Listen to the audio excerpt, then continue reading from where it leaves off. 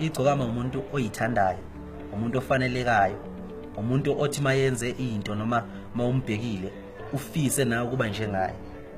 Shuthi igama legcokama ngaqanjwa zinsizwa, ngaqanjwa kwi-industry ya umculo, sengiqanje ngicula ngoba ngiyigcokama ngaso sonke isikhathi ngihleze nginakho kuyilimita ukuthi la akungifanele lokho, uyabona. So umuntu oyihloniphayo, igama elithi igcokama yilo elenze elingihlanganise noKhathi noma elenze uKhathi ubone ngifanele ukuba yinxusa lempahla yawo, ngoba uKhathi ukhanda izimpahla zabantu abasha futhi ukhanda impahla ezinhle isikhathi esiningi, phethe style.